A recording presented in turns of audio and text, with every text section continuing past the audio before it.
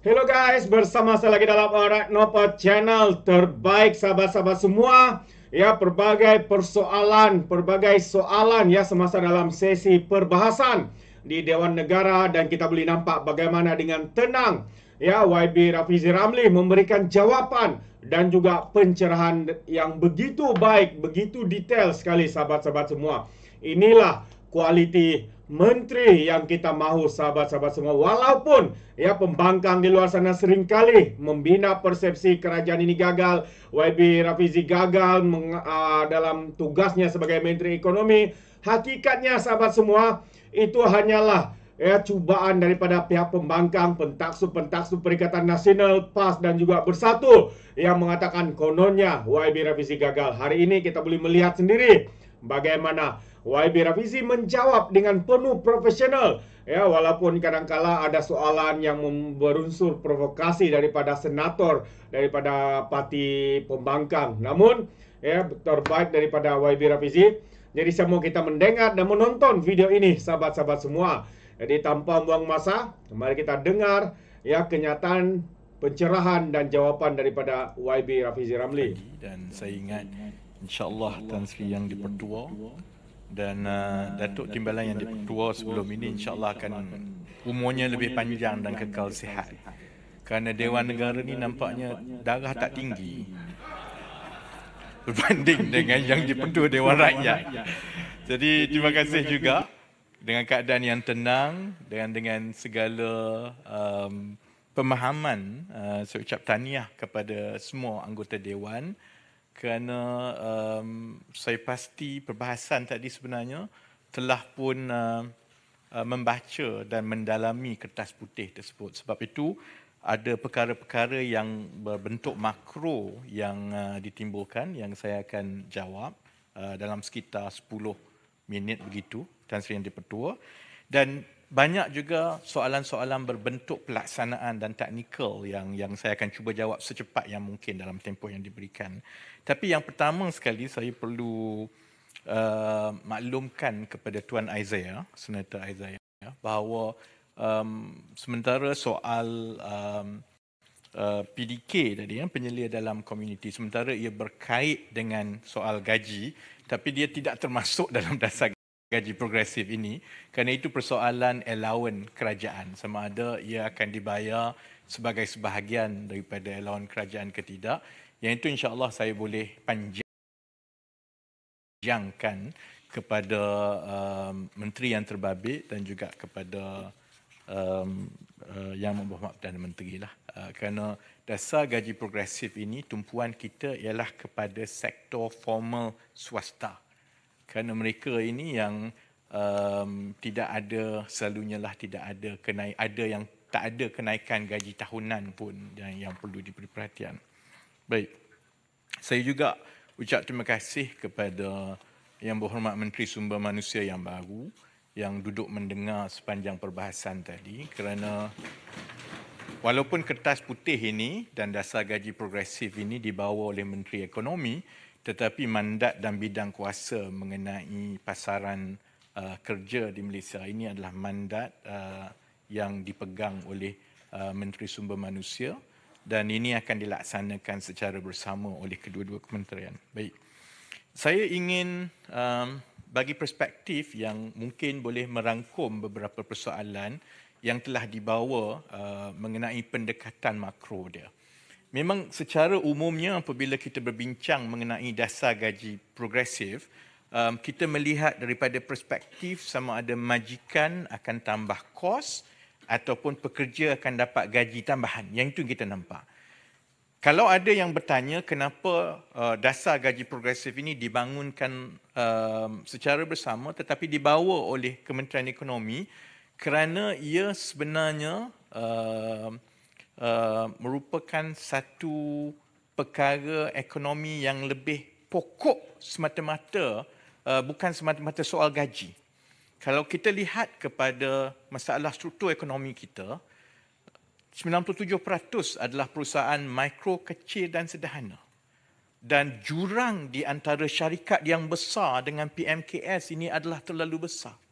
Akhirnya yang berlaku ialah bakat-bakat dalam pasaran kerja kita ini berebut-rebut untuk bekerja di syarikat yang besar. Kalau kita ambil contoh Petronas, GLC dan MNC yang lain, setiap satu kekosongan itu sampai beribu-ribu yang memohon. Bila keadaan ini berterusan, ia menyebabkan bakat yang sepatutnya juga bekerja di dalam PMKS tidak berminat di dalam PMKS. Dan bagi PMKS pula, tanpa bakat yang berkemahiran, yang boleh meningkatkan produktiviti, mereka pun tak boleh nak menaik tarafkan syarikat mereka. Akhirnya kitaran ini berterusan. Sebab itu apabila Kementerian Ekonomi melihat kepada dasar gaji progresif, ia bukan soal gaji dan majikan semata-mata. Ia langkah serampang pelbagai mata, dan harapan kita ialah selain daripada membantu membela nasib pekerja, ia juga yang lebih penting bagi saya ialah menyediakan pasaran bakat yang kompetitif kepada PMKS kita. Supaya dengan bakat yang lebih terlatih, dengan lebih baik, apabila mereka dibayar gaji yang berdaya saing, lebih kurang sama dengan syarikat besar, maka bakat-bakat itulah yang akan dapat membantu untuk kita menaikkan dan menskalakan syarikat-syarikat PMKS kita. Apabila itu berlaku, maknanya ada satu pasaran bakat yang berdaya saing yang insya-Allah kita jangka hasilnya ialah ia menghasilkan satu suasana dengan izin Tan Sri Yang di-Pertua career mobility. Kerana mereka yang boleh bekerja di syarikat MNC ataupun GLC besar, mereka akan ke sana. Tetapi kekosongan yang dihasilkan itu membolehkan lebih ramai tenaga kerja kita untuk berada di dalam PMKS yang gaji dan latihan dan kemahirannya itu walaupun tak standing, tapi tak jauh beza.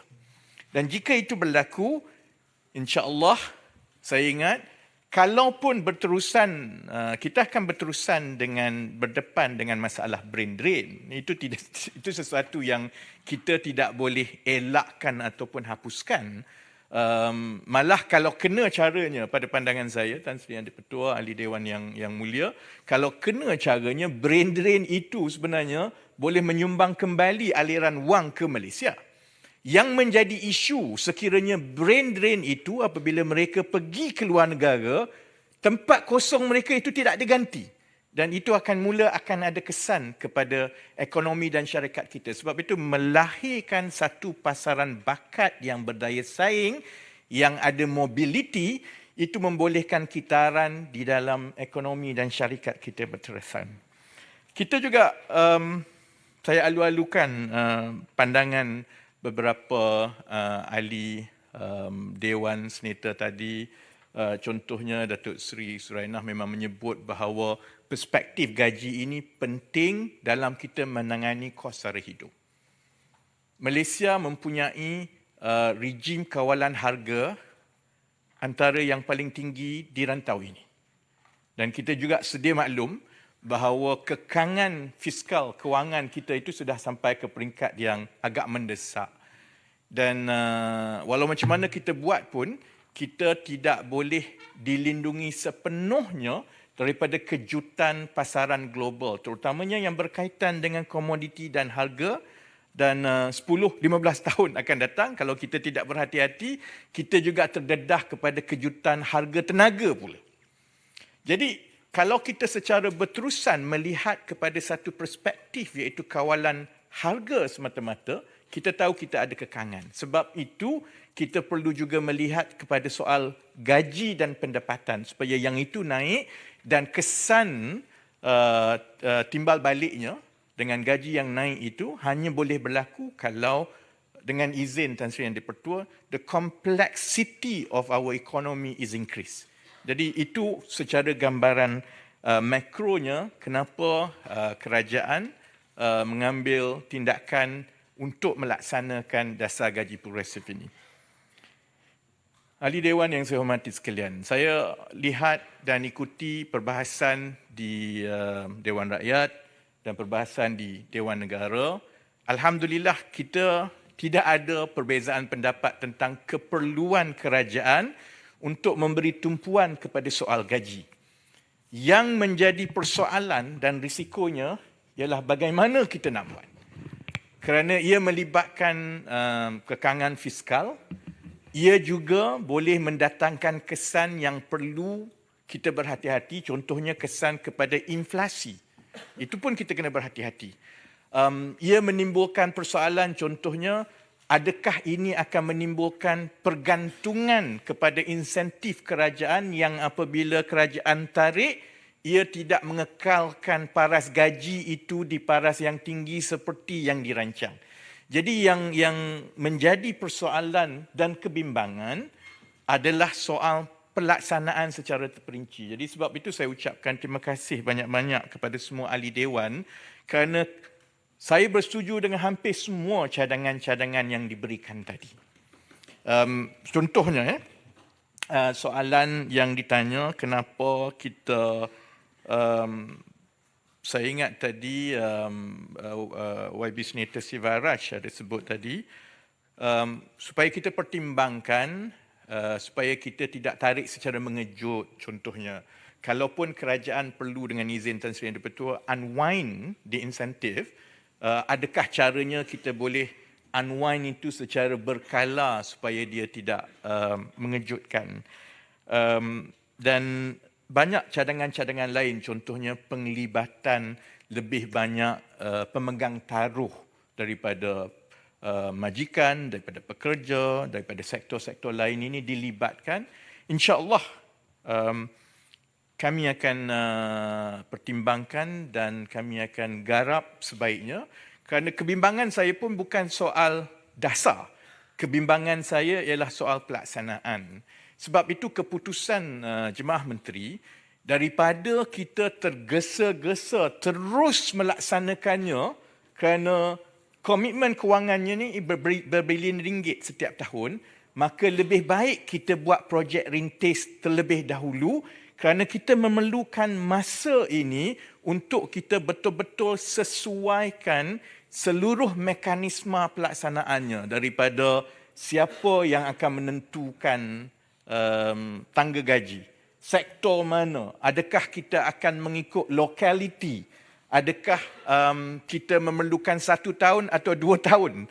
Semua ini sebenarnya perkara-perkara perincian yang saya sedia maklum yang disenaraikan di dalam cadangan kertas putih tadi adalah bersifat dasar, kerana perincian itu akan dilaksanakan oleh jawatan kuasa yang akan dianggotai oleh pemegang-pemegang taruh tadi, yang insya-Allah boleh diluaskan lagi melibatkan lebih banyak pihak.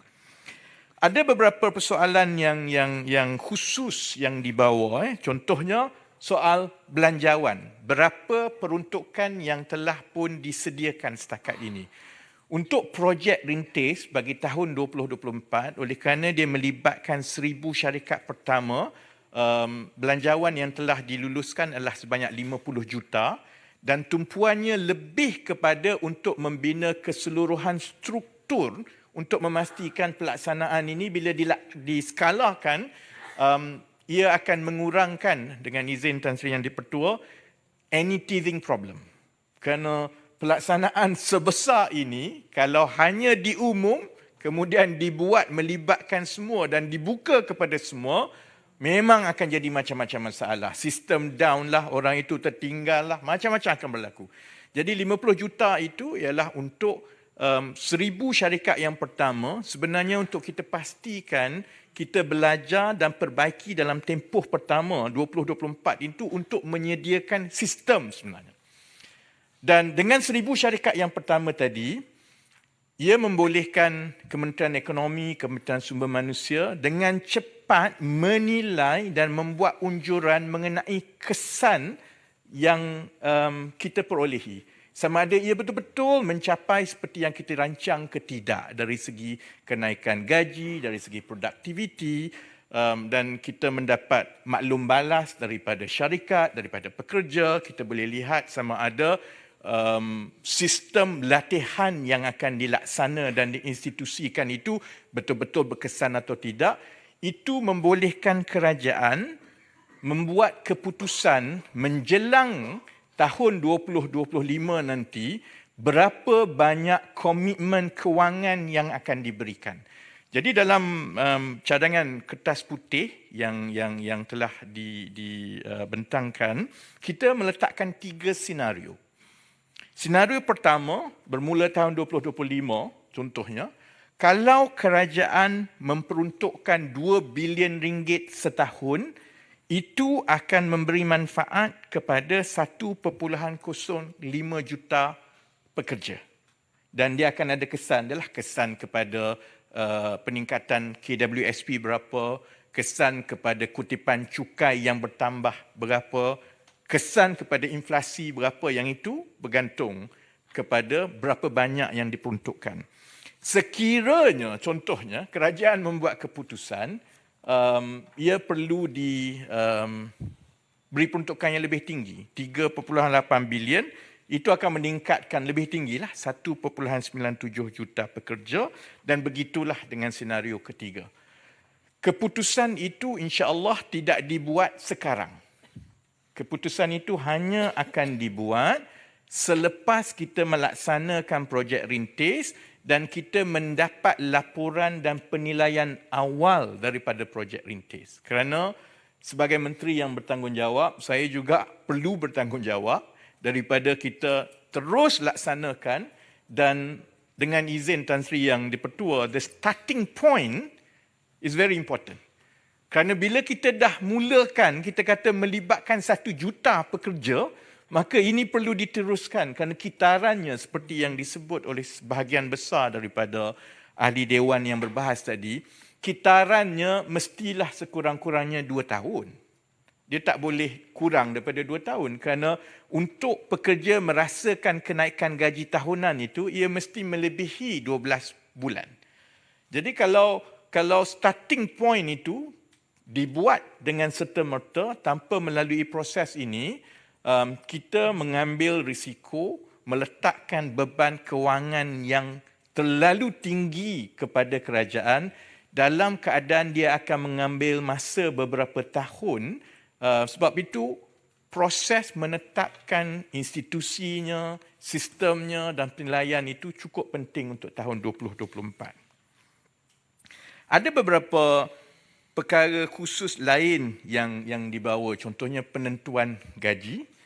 Yang itu mengikut dasarnya, kita berhasrat untuk kekal dengan dasar kerajaan sekarang secara dalam semua bidang ekonomi yang lain, iaitu kita menggunakan data yang membolehkan kita membezakan mengikut sektor, mengikut lokaliti, tapi itu akan ditentukan oleh jawatan kuasa bebas yang akan menggunakan data untuk menentukan. Dan satu perkara yang banyak ditimbulkan tadi ialah soal penentuan produktiviti. Saya bersetuju dengan sebahagian besar daripada maklum balas yang ada bahawa satu perkara yang perlu kita bangunkan dengan baik, dengan bekerjasama dengan majikan, ialah bagaimana untuk kita menentukan dan menetapkan produktiviti itu dengan lebih objektif dan tepat. Sekarang ini memang ada pandangan dan juga ada garis panduan produktiviti, tetapi mekanisme mengukurnya itu dalam konteks dasar gaji progresif perlulah dibangunkan dengan lebih erat dengan kerjasama jabatan kerajaan, majikan dan juga pekerja supaya kita boleh mengukur kesan daripada pelaburan kerajaan ini dengan lebih baik. Tan Sri yang dipertua, ada beberapa perkara lain yang ditimbulkan bersabit dengan risiko pelaksanaannya. Pertama, saya ingat Dato' Arman tadi bertanya beberapa perkara. Contohnya, apa tindakan kita kepada majikan-majikan yang engkar? Sudah tentu kita memerlukan proses naziran yang lengkap. Itu juga salah satu daripada pertimbangan yang perlu dibuat oleh kerajaan untuk kita mengukur seluas mana kita boleh laksanakan dasar ini. Jadi ia bukan soal peruntukan semata-mata, ia juga soal naziran dan tenaga kerja yang ada di Kementerian Sumber Manusia dan agensi-agensi yang bertanggungjawab untuk memastikan apabila sebuah majikan itu berada di dalam skim ini mendapat manfaat, adakah mereka akan benar-benar patuh. Dan proses naziran ini sudah tentu bergantung kepada jumlah nazir. Kalau jumlah nazirnya adalah sebanyak itu dan proses nazirannya berlaku setiap bulan atau 2 bulan, itu juga meletakkan satu parameter tertentu sejauh mana kita boleh menskalakan program ini kepada majikan-majikan. Mengenai kebimbangan sama ada oleh kerana dasar ini tidak mengikat secara undang-undang, bersifat sukarela, adakah bermakna majikan-majikan tidak akan menyertainya? Pandangan saya ialah cabaran di peringkat kerajaan ialah terlalu banyak majikan yang ingin menyertainya. Jadi saya tidak bimbang sangat soal yang tak menyertainya. Saya bimbang nanti queue itu panjang. Kerana jumlah yang boleh diperuntukkan oleh kerajaan untuk tahun pertama 50 juta. Untuk tahun kedua, kalau kita bermula dengan 2 bilion contohnya, dan satu cycle itu ambil masa 2-3 tahun, maksudnya kerajaan kena committed 2 bilion, 2 bilion, 2 bilion. Jadi bukan semua majikan dan pekerja boleh berada di dalam sistem ini. Sedangkan tekanan daripada pekerja kepada majikan mereka ialah mereka mahu berada di dalam sistem ini. Kalau tidak, mereka akan mencari majikan lain yang menawarkan gaji progresif ini. Jadi saya tidak begitu bimbang sangat soal tidak cukup majikan. Saya bimbang macam mana permintaan itu lebih tinggi daripada peruntukan yang boleh diberikan oleh kerajaan. Tadi Yang Berhormat Tuan Manolan ada bertanya tentang caruman KWSP, adakah ini termasuk? Ini akan masuk sebagai gaji dan itu akan menjadi tambahan gaji, dan apabila menjadi tambahan gaji, maka itu akan diperlakukan seperti gaji biasa, maksudnya mengikut undang-undang perlulah dibayar caruman KWSP, perkeso dan sebagainya mengikut band-band yang telah ditetapkan oleh undang-undang. Pertanyaan mengenai adakah dan apakah peranan kesatuan-kesatuan sekerja, dia sebenarnya bergantung, saya ingat, kepada setiap syarikat. Kerana untuk syarikat dan majikan merundingkan dengan kesatuan sekerja, dia mestilah ada collective agreement.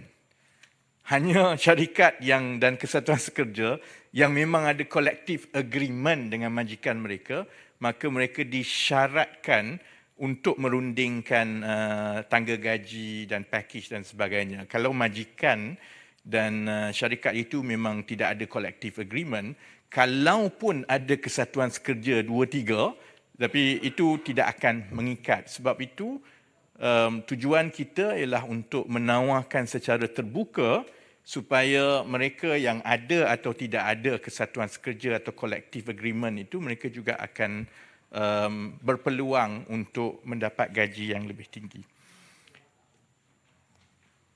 Akhir sekali, Tan Sri Yang di-Pertua,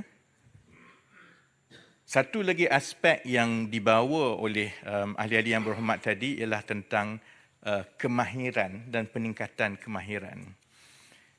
Kita memang ada pelbagai program sekarang yang sama ada perlu dibayar sendiri oleh majikan ataupun ditawarkan oleh agensi-agensi kerajaan ataupun yang boleh mengguna pakai levy daripada HRDF. Tapi kalau program menambah baik kemahiran ini tidak dilakukan secara menyeluruh, maka sumbangan dan pelaburan daripada pihak awam itu dia tidak ada kesan yang besar dan kita akan secara berterusan mengalami masalah underemployment seperti yang disebut tadi.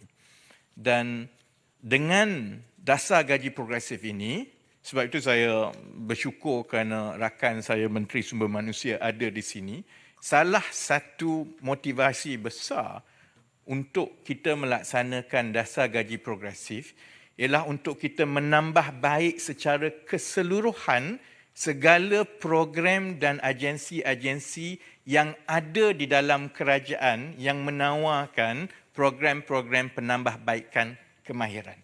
Kerana sekarang ini dia telah terikat dan dia akan disyaratkan, maka sementara kita boleh menyelesaikan tanggungjawab kita dengan majikan melalui pemberian insentif menjadi tanggungjawab kepada kerajaan merubah dan menambah baik integrasi keseluruhan tawaran kemahiran-kemahiran yang ada, kerana ini akan diinstitusikan sebagai salah satu daripada syarat-syarat yang perlu dibuat bukan sahaja oleh majikan dan pekerja tapi oleh kerajaan juga. Kalau kita nak syaratkan pekerja itu mesti melalui proses latihan 1, 2, 3 yang melibatkan kemahiran dengan izin soft skill tadi, maka perkara ini bila kita syaratkan, maka perlulah di pihak kerajaan susun strukturnya itu dengan baik supaya keseluruhan pelaksanaan dasar gaji progresif ini akhirnya melahirkan satu kumpulan tenaga bakat yang berkemahiran dan akhirnya boleh melalui proses mobiliti kerjaya itu. Selepas 2-3 tahun di syarikat ini, mereka boleh memasuki pasaran yang lebih baik dan kekosongan mereka itu akan diisi oleh orang lain. Dan dengan cara itu, kita berharap dari 1 tahun ke 1 tahun, kita akan juga dapat menangani masalah underemployment dengan izin Tan Sri Yang di-Pertua. Jadi akhir sekali, saya mohon maaf kalau tidak dapat menjawab secara keseluruhan, tetapi kita akan ada masa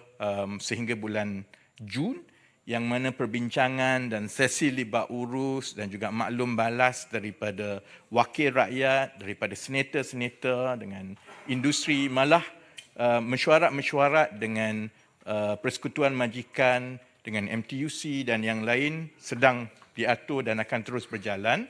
Maka insya-Allah kita akan pertimbangkan dan juga kemukakan kepada rakyat dari satu masa ke satu masa, kerana seperti yang saya sebut di awal tadi, saya ingat kita tidak ada pertikaian langsung mengenai keperluan campur tangan dalam soal gaji.